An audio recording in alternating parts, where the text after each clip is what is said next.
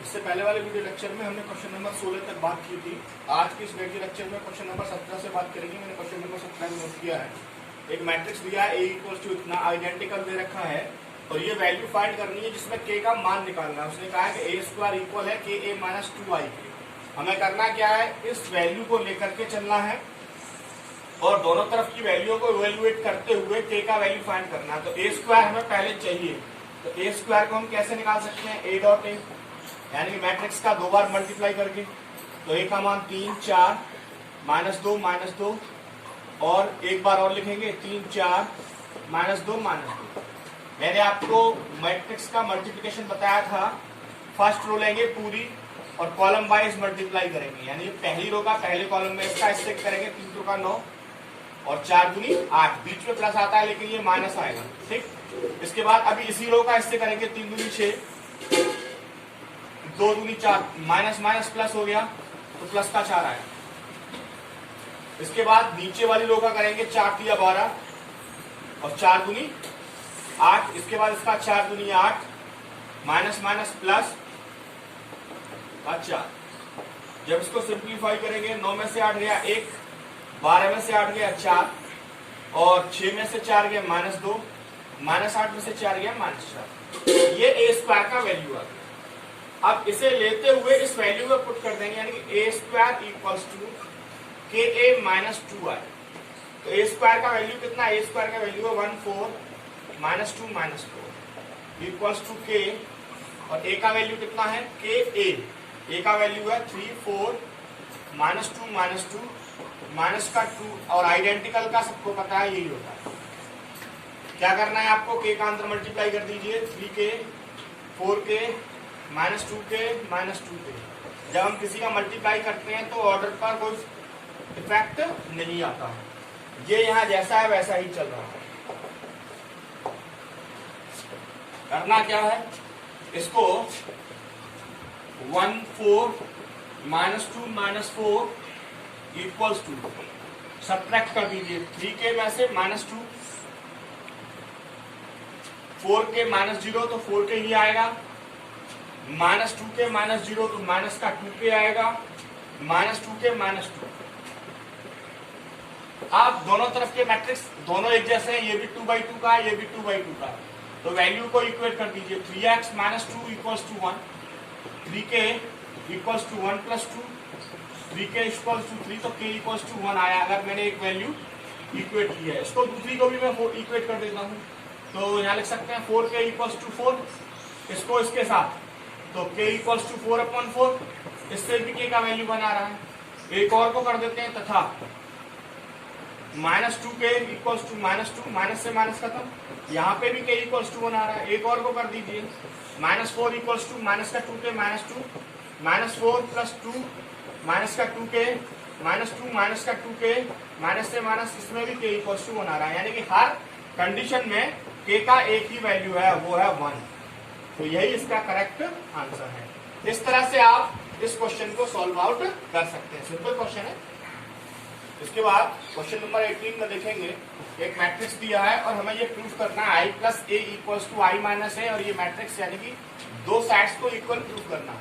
तो पहले मैं LHS को लेकर के चलता हूँ। मैंने यहाँ लिखा है LHS यानी कि i + a। i + a का मतलब है i माने आइडेंटिकल 1 0 0 1 प्लस, और आपको पता है कि a का वैल्यू क्या है आपके लिए, a का वैल्यू है 0 tan α/2 माइनस का tan α/2 और 0, दोनों ही 2/2 के ऐड हो जाएंगे। 1 में इसको ऐड करेंगे 1 आएगा, 0 में इसको ऐड करेंगे tan α/2 आएगा, 0 में इसको ऐड करेंगे माइनस का tan α/2 आएगा, 1 में इसको ऐड करेंगे 1 आएगा। यहाँ थोड़ी सी मैं कंडीशन अप्लाई कर देता हूँ। मैंने मान लेता हूँ कि tan α/2 इक्वल्स टू t है, ये मैंने कंसीडर कर लिया, मान लिया है। तो यानी कि i + a इक्वल्स टू, इसको ऐसे भी लिख सकते हैं 1 t -t और 1। ठीक, अब मैं RHS की बात करूँ। मैंने यहाँ लिखा RHS के लिए, जब RHS है तो उसमें क्या दिया, उसने कहा है कि i - a और ये cos alpha sin alpha minus का साइन अल्फा कॉस अल्फा। इन वैल्यूज के लिए मैं कुछ वैल्यू लिख रहा हूं।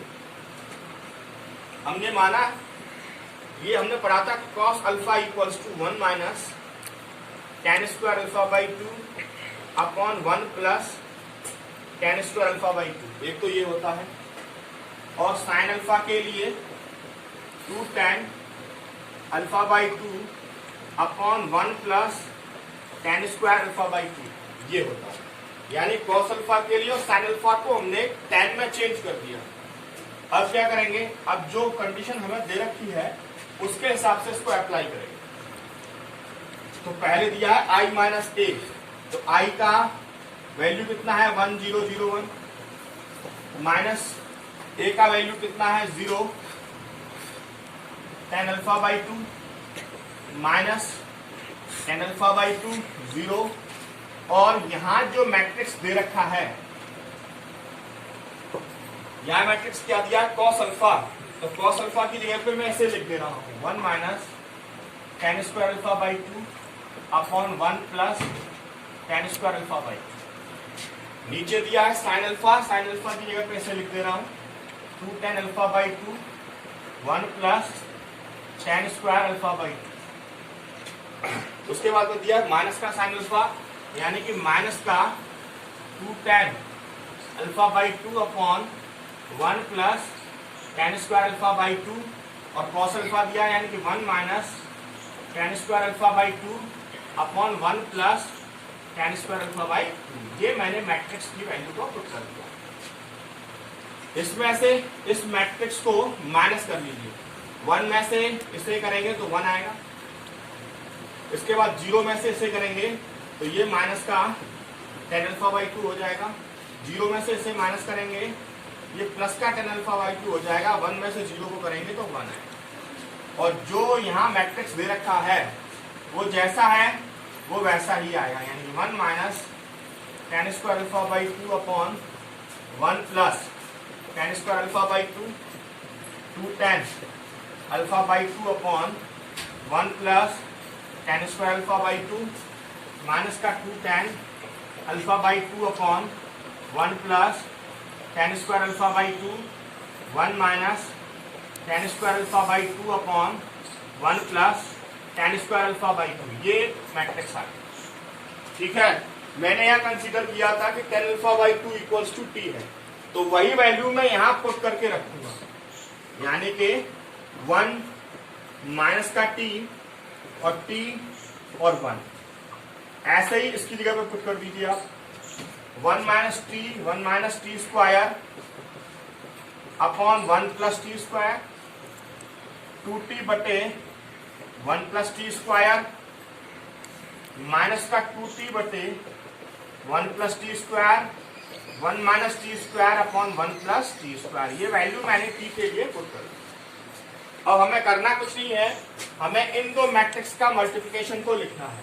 ठीक है, तो इतना आप कर लीजिएगा। मैं इसे मिटा रहा हूं अभी, क्योंकि क्वेश्चन बड़ा है, इसलिए मैं अब यहाँ से लगाऊंगा, तो थोड़ा सा मैं धीरे धीरे मिटा दूंगा, आप उसके हिसाब से नोट करिएगा। ठीक, अब जब मैं इसका मल्टीप्लाई लिखूंगा, मैट्रिक्स आगे आपको पता है फर्स्ट रो का फर्स्ट कॉलम में मल्टीप्लाई होगा, तो 1 का इसमें जब मैं मल्टीप्लाई करूंगा तो 1 minus T square upon 1 plus T square, 1 का तो इसमें हो गया, अब इसका इसमें होगा, तो 2t का t में गुणा कर देंगे तो प्लस का 2t स्क्वायर बटे 1 plus T square. First row का हो गया। अब फर्स्ट रो का इसके साथ करेंगे तो माइनस का 2t बटे 1 प्लस टी स्क्वायर, और इसका इसके साथ करेंगे plus t 1 minus T square upon 1 plus T square. ठीक, इसके बाद में फर्स्ट रो का हो गया। सेकेंड रो का इसके साथ करेंगे तो माइनस का t 1 minus T square upon 1 plus T square plus 2t बटे 1 प्लस टी स्क्वायर। अब इसका उसके साथ करेंगे, माइनस माइनस प्लस हो जाएगा, 2t स्क्वायर बटे 1 प्लस टी स्क्वायर, और इसका करेंगे प्लस 1 माइनस टी स्क्वायर बटे 1 प्लस टी स्क्वायर। ठीक, इसके बाद आपको करना है क्या, एलसीएम ले लेना है और इसको सॉल्व आउट करना है। ठीक, तो 1 माइनस टी स्क्वायर 2t² पूरे का एलसीएम 1 + t²। ऐसे इसका माइनस का 2t प्लस का t माइनस का t³ बटे 1 + t²। ऐसे ही इसका माइनस का t प्लस का t² प्लस का 2t सॉरी प्लस का t³ प्लस का 2t अपॉन 1 + t²। ऐसे इसका करेंगे 2t² plus 1 minus t² upon 1 + t²। ठीक, अब क्या करना है, बस कुछ को जोड़ देना है, जो माइनस हो रहा है उसको माइनस कर देंगे। t² में से ये गया, ऊपर बचेगा 1 + t² बटे 1 + t²। नीचे t³ 2t में से t को घटा देंगे, t बचेगा 1 + t² आ गया। ऐसे इसमें से 2t में से t गया, माइनस का t³ अपॉन 1 + t²। यहां बचेगा 2t² में से एक t गया तो 1 + t² बटे 1 + t²। थोड़ा सा और सिंप्लीफाई कर दीजिए, इसमें से 1 + t², 1 + t², इसमें से माइनस का t मैंने कॉमन ले लिया। जैसे ही माइनस t कॉमन लूंगा ये बचेगा, नीचे 1 + t² बच जाएगा। उसके बाद इसमें से t कॉमन आ गया, यहाँ पे 1 + t² बचेगा, नीचे भी 1 + t² बचेगा, और ये जैसा है वैसा ही रख देंगे।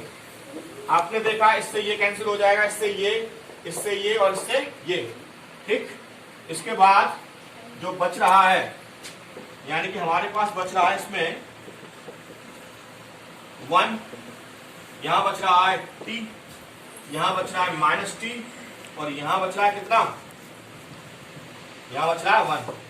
ठीक, एक तो वहीं पर इक्वल आ गया जब मैंने t = कुछ माना था, यानी कि एक तो यही प्रूफ हो गया।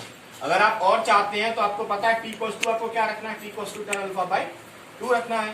तो आप चाहें तो t = यहाँ tan α/2 रख सकते हैं और इसको प्रूफ भी कर सकते हैं, यानी 1 tan α/2 माइनस का tan α/2 और 1। एक यहाँ प्रूफ है, यही हमें प्रूफ करना था। ठीक, इस तरह से आप क्वेश्चन को लगा सकते हैं। और उसके बाद अगले क्वेश्चन की बात करेंगे। देखिए, उसके बाद क्वेश्चन नंबर 19 को देखते हैं। इसने कहा किसी व्यापारी संघ के पास 30,000 रुपए का कोष है, तो कोष की राशि जो है कितनी है, कोष की जो राशि है वो है 30,000 रुपए। माना राशि के 2 भाग में कर देता हूं, एक को मान लीजिए x और एक को मान लीजिए 30,000 - x। ठीक, इस राशि को मैंने एक मैट्रिक्स में कन्वर्ट कर लिया है, यानी कि x और 30,000 - x, ये एक मैट्रिक्स मान लिया है। जो मैट्रिक्स है वो है 1 × 2 का। ठीक, अब इसके बाद में इसने इंटरेस्ट भी दिया है, तो मैंने इंटरेस्ट को r मान लिया है। क्या मान लिया है, r। यहां इसने दिया है r को 7% में और 5% में, 5% और ये, तो 5% को मैंने 100 में कन्वर्ट करके 0.05 और 0.07 लिख सकता हूं। ठीक, ये जो मैट्रिक्स है ये 2 × 1 का है, कितने का है, 2 × 1 का। इन दोनों का जो कुल निवेश के लिए व्यापार संघ को प्राप्त कुल वार्षिक ब्याज कितना होगा ये हमें निकालना है।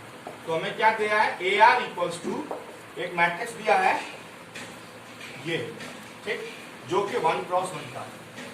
अब बात आती है AR निकाल लीजिए, तो मैं AR लिख रहा हूं, जरा ध्यान से देखिएगा।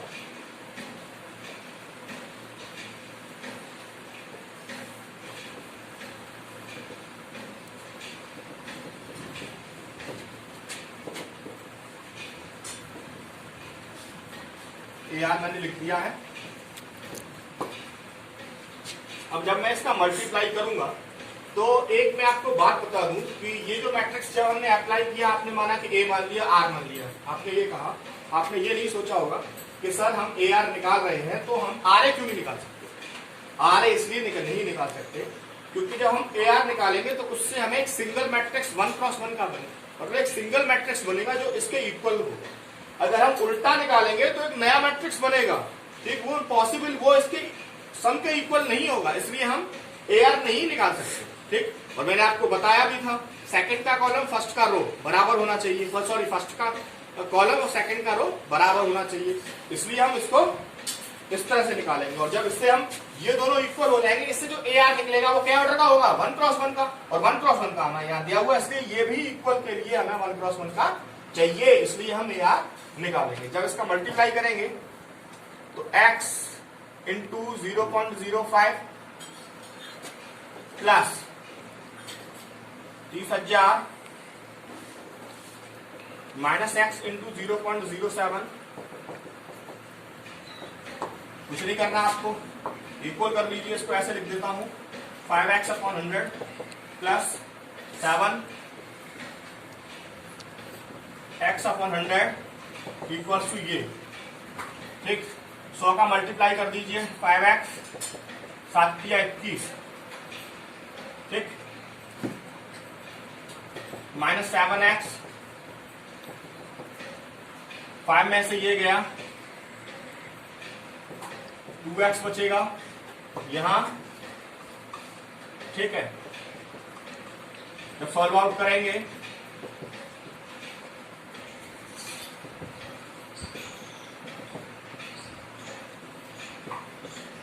x इक्वल्स टू 15, 15,000 आएगा। एक पार्ट 15,000 है, x तो दूसरा भी कितना होगा, 15,000 होगा, यानी सेकंड पार्ट भी इसका 15 ही होगा। इसको ऐसे लिख सकते हैं x इक्वल्स टू इतना, तो ये x इक्वल्स टू 15,000 हो गया, 30,000 माइनस x यानी कि 30,000 माइनस 15,000, तो कितना आएगा, ये भी 14,000 ही आएगा। इस तरह से हम इसके पार्ट को कैलकुलेट कर सकते हैं। सेकंड पार्ट को आपको कैलकुलेट करना है, एक पार्ट मैंने कर दिया है। अब इसके बाद क्वेश्चन नंबर 20 और 21 को देखते हैं, जो कि थोड़ा सा इंपॉर्टेंट भी है और जरूरी भी है कि हमें ये आना चाहिए। क्वेश्चन नंबर 20 में इसने कहा है कि किसी पुस्तक के मैं दुकानों में 10 दर्जन रसायन विज्ञान, इसको ऐसे मान सकते हैं, मैंने मान लिया ए इक्वल्स टू एक बुक्स की जो दुकान है जिसमें दिया है 10 दर्जन, इसको ऐसे लिख सकते हैं 10 दर्जन, ये दे रखा है 10 दर्जन रसायन विज्ञान, 8 दर्जन, ठीक, और एक और दिया है 10 दर्जन। ये मैंने बुक्स के नाम नहीं डाले, आप लोग डाल सकते हैं। तो इन दर्जन्स को हम मल्टीप्लाई कर सकते हैं 12 से, तो इस तरह से ये आ जाएगा 120, 96, 120। अब इसके बाद में इसकी प्राइस के लिए भी दिया है P, प्राइस को दिया है 80, 60 और 40, ठीक है। तो ये हमें इस तरह से दे रखा है।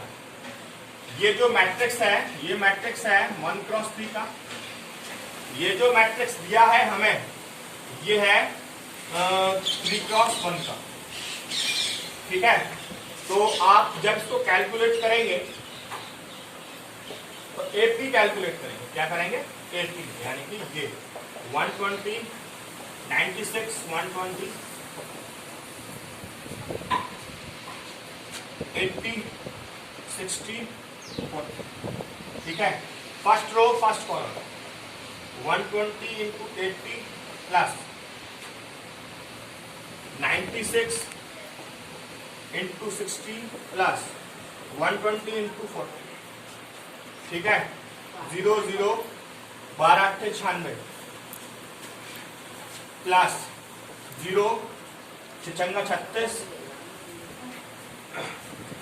और क्या बचे 3, 9 6 54 और 3 57 प्लस 12 चौक 48। इसको मल्टीप्लाई, तो इसको ऐड करेंगे 0 0 0 0 6, इसके बाद 8 7 15, 15 और 6 21, बचे 2, 4 और 2 6, 6 5, 11 11 9 20, 20 160, ये इसका राइट सॉल्यूशन। इस तरह से हम इसको कैलकुलेट कर सकते हैं, ठीक। इसके बाद क्वेश्चन नंबर 21 को देखेंगे। क्वेश्चन नंबर 21 को हम कैसे लगा सकते हैं। क्वेश्चन नंबर 21 को देखते हैं। क्वेश्चन नंबर 21 में ये कहा P Y plus W Y के लिए आप एन के पी पर क्या प्रतिबंध लगा सकते हैं। मैं इसको ऐसे लिखता हूं थोड़ा सा अलग तरीके से। एक मैट्रिक्स दिया है एक्स जिसका ऑर्डर दिया है 2 क्रॉस n, एक मैट्रिक्स दिया है y जिसका ऑर्डर दिया है 3 क्रॉस k, एक मैट्रिक्स दिया है z जिसका ऑर्डर दिया है 2 क्रॉस p, एक मैट्रिक्स दिया है w जिसका ऑर्डर दिया है n क्रॉस 3, एक मैट्रिक्स दिया है p जिसका ऑर्डर दिया है p क्रॉस k। ठीक है, उसने हमसे पूछा है P Y plus W Y को परिभाषित करिए। तो इसको मैं ऐसे लिख सकता हूं, एक मैट्रिक्स है P जिसका ऑर्डर कितना है P क्रॉस K है, और Y एक मैट्रिक्स है जिसका ऑर्डर 3 क्रॉस K प्लस एक और मैट्रिक्स है W जिसका ऑर्डर है n क्रॉस 3, और एक मैट्रिक्स इसके अंदर y है दूसरा जिसका ऑर्डर है 3 क्रॉस k। क्लियर बात? मैंने आपको बताई थी जब हम मैट्रिक्स का मल्टीप्लाई करते हैं तो फर्स्ट मैट्रिक्स का जो कॉलम है वो उसकी रो के इक्वल होना चाहिए। तो k इक्वल्स टू, एक बात तो हमें पता चल गई कि k इक्वल्स टू 3 है। k इक्वल्स टू कितना है 3, और इन दोनों का जब k इक्वल्स टू 3 है, जब इन दोनों का जो मल्टीप्लाई होगा उससे जो मैट्रिक्स बनेगा, ठीक, वो किस ऑर्डर का होगा, वो P क्रॉस K का होगा, क्योंकि जो बच जाता है वही ऑर्डर तो आएगा उसमें। ऐसे ही इसमें चलेंगे।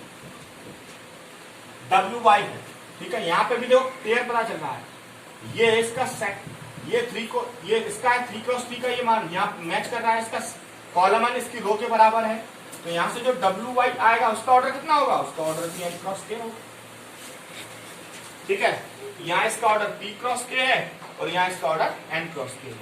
तो यहाँ क्या कहा है, अब मैंने आपको बताया था जब हम किसी मैट्रिक्स को ऐड करते हैं तो उनका ऑर्डर इक्वल एक जैसा होना चाहिए। तो आपको पता है कि k बराबर कितना है, k बराबर तो 3 है, तो p बराबर कितना हो गया, यहाँ p बराबर n हो गया और k बराबर 3 हो गया, यानी कि यही इसका राइट सॉल्यूशन है। ठीक, इस तरह से हम इसके ऑर्डर को फाइंड कर सकते हैं। तो ये क्वेश्चन नंबर 21 है, हमें पता चल गया इसका फर्स्ट पार्ट है k बराबर 3 और p बराबर n।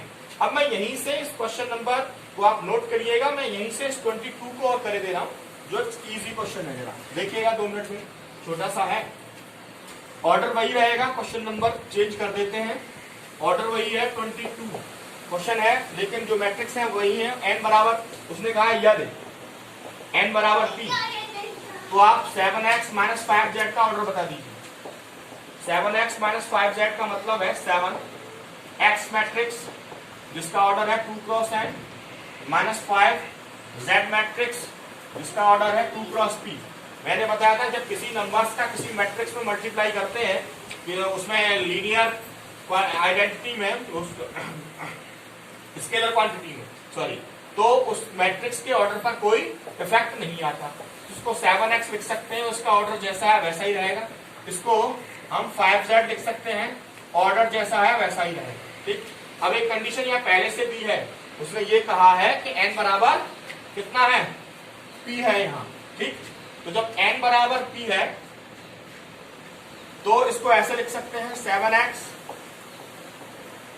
माइनस 5z, और यहां मैंने n को रख दिया, इसको रख दिया है n को। अब दोनों मैट्रिक्स का ऑर्डर सेम हो गया, देखो ये और ये दोनों मैट्रिक्स का ऑर्डर सेम है, इसका मतलब ये इसमें से माइनस हो सकता है, और माइनस होने के बाद जिस ऑर्डर का ये मैट्रिक्स है उसी ऑर्डर का ये मैट्रिक्स वापस आएगा, यानी कि जो मैट्रिक्स आगे बन करके आएगा वो किसका होगा, वो 2 क्रॉस n का होगा। यही हमारा राइट सॉल्यूशन। इस तरह से आप इस एक्सरसाइज को लगा सकते हैं। मेरी तरफ से आज ये खत्म हो गया। कल हम इस वीडियो लेक्चर में नई एक्सरसाइज के बारे में बात करेंगे और इनवर्स फंक्शन को पढ़ेंगे। ठीक है।